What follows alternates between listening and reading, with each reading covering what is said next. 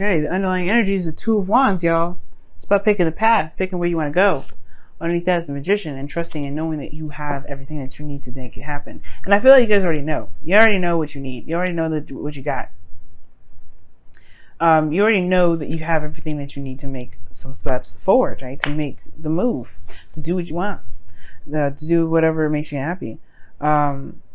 Interesting. So your current state of being is the Knight of Swords. So I don't know if somebody's communicating with you all harsh and extra, but there's a potential of combative conversations or combative information being distributed. Now, for some of you guys, this could be that you guys are fighting for what you believe in, right? You guys can be very serious and very straight up with people. Like, look, I'm not playing with you. This is what I believe, or this is what I will and will not tolerate. You know, things like that. There could be some things that somebody is going after. There's also could talk about progress being made, very fast progress, right? Some things happening, or trying to get some things to go through. But the thing here is what your guys' hopes and desires are, right? Or what your desired outcome is a little bit more fun and a little bit more passion, a little more mystery maybe. But you also want to have a bit of maybe more romance, because this energy, the Seven of Cups, can be very romantic. But I also feel like you guys may want to kind of just, you know, alleviate the confusion, alleviate the uncertainty, the clarity, you know, the mystery of everything. Perhaps you guys are kind of tired of that mess. And I feel like for some of you guys, you want more, you want to see what's actually happening. You don't want this whole situation to be kind of crazy. As a matter of fact, let me go ahead and pull a clarifier for the Seven of Cups. What is the Seven of Cups for Cancer in their love lives and their desired outcome? What is the Seven of Cups for Cancer? What is the Seven of Cups for Cancer? What is the Seven of Cups for Cancer? What's the Seven of Cups for their desired outcome? Ooh, the Five of... Yeah, I feel like you guys are kind of... You want... It's very interesting. Hang on, I had to pick up a card. I dropped one. But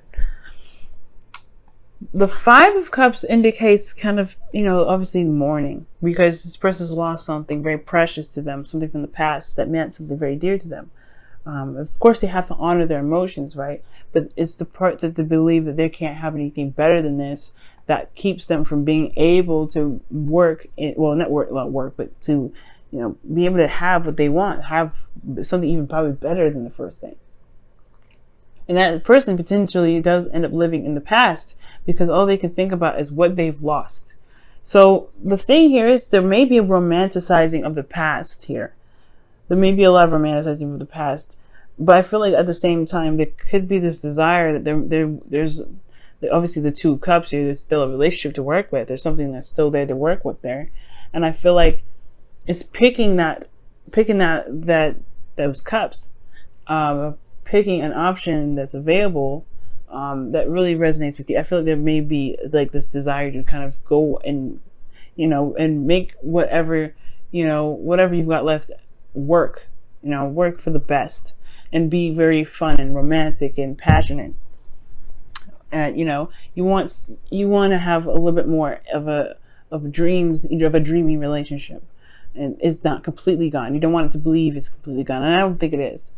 But the thing is, it's keeping the situation from being able to be romantic, or there's a lot of focusing on the past and romanticizing of the past. And the only thing that can be wonderful and great is in the past. The reason why there isn't really the ability to shift the focus and to be able to just pick the Two Cups and be able to make something out of the cups that you have left is potentially because there isn't a lot of things that are let go from the past. There's something here that's keeping you from being able to release the past, so that way there is space for something new to come in. So there is this new dreamy romance, and there's some sort of this exciting sort of like passionate energy that comes through, right? You want something like that, perhaps. But there isn't space for it because the past is still sitting there. The past is still very much in that space for a new love to come in.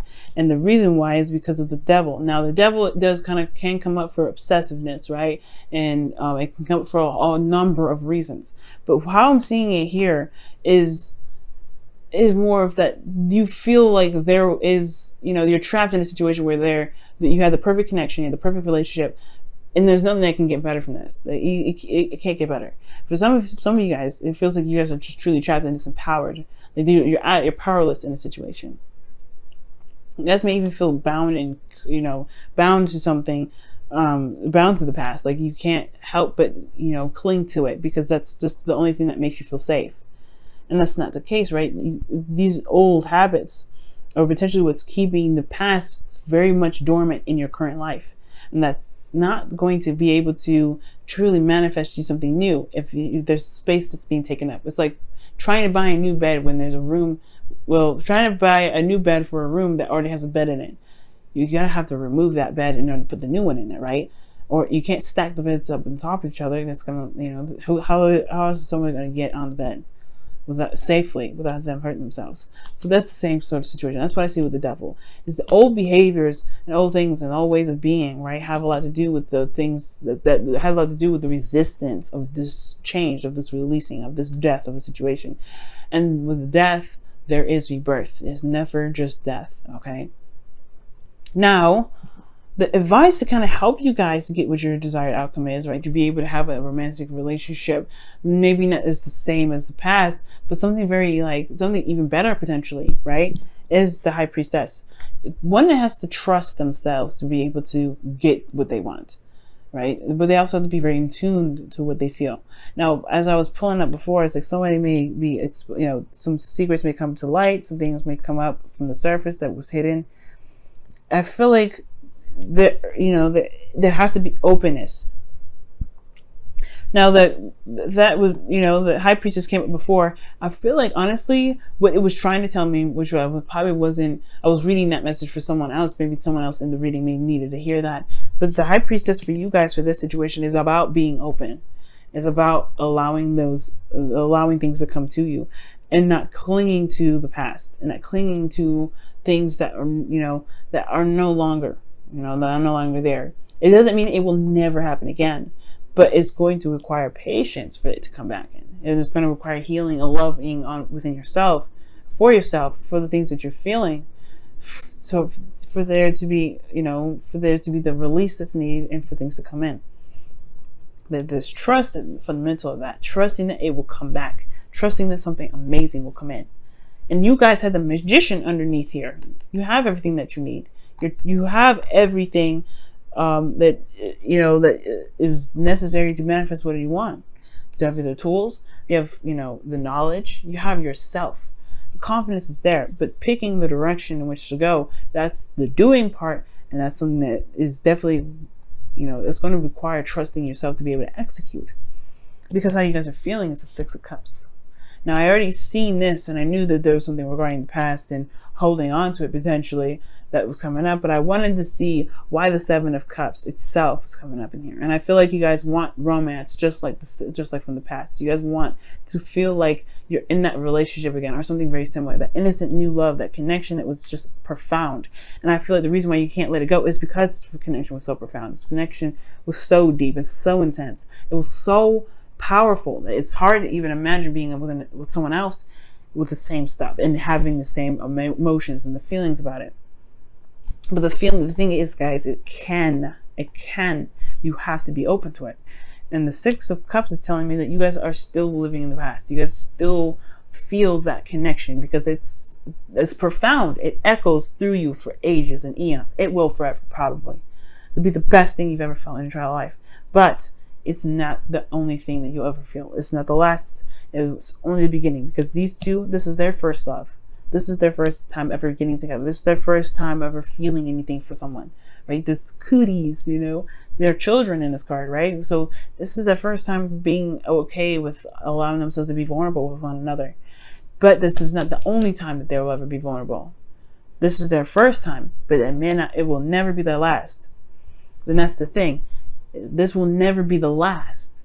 To believe that as so, you are holding on to something that will potentially keep you from be able to manifest something new. And you deserve that. You deserve happiness. You deserve romance. You deserve to be in a beautiful relationship, right? That's what correct me if I'm wrong, right?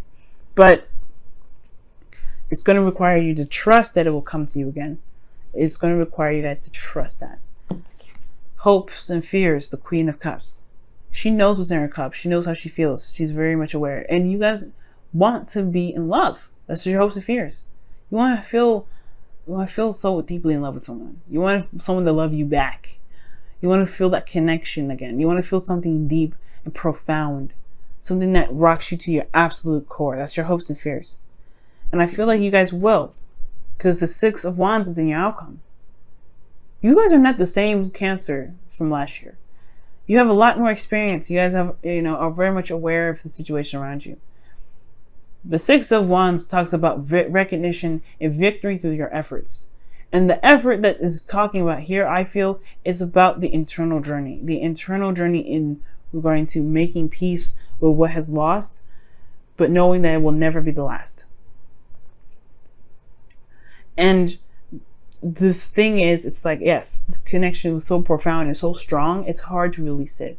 I'm not saying you to release the connection. I'm telling you to release this feeling, this pain that you may have, or this toxic kind of, behavior that you may have conjured up that makes you feel like this is the only time ever you'll ever have this love. Because I'm telling y'all, the Six of Wands is a victory. You'll be recognized, you'll be seen. That's a really good step. You free yourself from feeling trapped in a situation that you believe will never happen again. Trust me, Cancer. Trust me. Let's go ahead and see what's going on with your wisdom of the Oracle. Okay.